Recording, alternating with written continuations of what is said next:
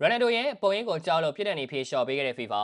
ခရစ္စတီယာနိုရိုနယ်ဒိုဟာလက်တလောအိုင်ယာလန်နဲ့အပွဲမှာဒိုင်းအနေနဲ့ထိခဲ့တာကြောင့်2026ကမ္ဘာဖလားမှာဘယ်လိုတက်ရောက်မှုရှိမလဲဆိုတာကမ္ဘာတဝန်းဘောလုံးပရိသတ်တွေကြားမှာမေးခွန်းထုတ်စရာဖြစ်ခဲ့ပါတယ်။အသက်40အရွယ်ရှိပြီဖြစ်တဲ့ရိုနယ်ဒိုဟာပေါ်တူဂီအတွက်ခြေစစ်ပွဲနောက်ဆုံးပွဲစဉ်တွေကတပွဲမှာအိုင်ယာလန်နောက်ခံလို့ဒါရာအိုရှိကိုတထောင်နဲ့တိုက်မိခဲ့လို့ထုတ်ပယ်ခံခဲ့ရတာဖြစ်ပါတယ်။ဒါပေမဲ့ FIFA ကရိုနယ်ဒိုရဲ့စိတ်လိုက်မှန်ပါလို့ရဲ့အတွက်တပွဲပဲပြစ်ဒဏ်သာချမှတ်ခဲ့လို့ record သတင်းစာကဖော်ပြပါတယ်။ရိုနယ်ဒိုဟာနိုင်ငံအသင်းအာမေးနီးယားကို9-9နဲ့နိုင်ခဲ့တဲ့ပွဲစဉ်မှာကစားခွင့်ရနိုင်ခဲ့ခြင်းမရှိတဲ့အတွက်သူ့ရဲ့ပြစ်ဒဏ်ကိုကျေသွားပြီဖြစ်ပါတယ်။ဒီလိုဖြစ်တာကြောင့်နီးပြရိုဘယ်တိုမာတီးနက်ဟာလာမယ့်နှစ်နေရာဒီမှာကျင်းပမယ့်ကမ္ဘာလားပွဲရဲ့ပထမဆုံးပွဲစဉ်မှာသူ့ရဲ့အဓိကကစားသမားကိုခေါ်ယူအသုံးပြုနိုင်တော့မှာဖြစ်ပါတယ်။ရိုနယ်ဒိုဟာကစားမဘွားနေဝင်ချိန်ကိုရောက်နေပေမဲ့သူ့ရဲ့နိုင်ငံအသင်းအတွက်အဓိကအားထားတဲ့သူဖြစ်နေစေပါ။ FIFA ကရိုနယ်ဒိုရဲ့လုပ်ရက်ကိုပြင်းထန်တဲ့အပြုအမူအဖြစ်သတ်မှတ်ခဲ့မယ်ဆိုရင်သုံးပွဲပယ်ပြစ်ဒဏ်ချမှတ်ခံရမှာဖြစ်ပေမဲ့အုပ်ချုပ်ရေးအဖွဲ့ကဒီလိုမျိုးစားခဲ့ပါဘူး။ FIFA ရဲ့ထုတ်ပြန်ချက်မှာတော့စုံစမ်းကာလအတွင်းခရစ္စတီယာနိုရိုနယ်ဒိုကဒီသဘောတဘာဝဒါမှမဟုတ်ဒီလောက်ပြင်းထန်တဲ့စီကံချိုးဖောက်မှုကိုထပ်မံလှုံ့ဆော်ခဲ့မယ်ဆိုရင်စီကံဆိုင်ရာဆုံးဖြတ်ချက်မှာသတ်မှတ်ထားတဲ့ပွဲပယ်ပြစ်ဒဏ်ကိုအလိုလျောက်ပယ်ဖျက်လိုက်ပြီလို့ယူဆရမှာဖြစ်ပြီးကျန်တဲ့နှစ်ပွဲကိုချက်ချင်းပြစ်ဒဏ်ကျအောင်လုပ်ရမှာဖြစ်တယ်လို့ဖော်ပြထားပါတယ်။ရန်ဒိုဟာကမ္ဘာ့အဆင့်ဘောလုံးလောကမှာစူလားတွေအများကြီးရယူနိုင်ခဲ့ပေမဲ့ကမ္ဘာလားဆိုဟာသူ့ရဲ့ကစားမဘွားမှာအမြဲတမ်းလွတ်မြောက်နေတဲ့အကြီးဆုံးအသင်းလိုက်စုဖြစ်ပါတယ်။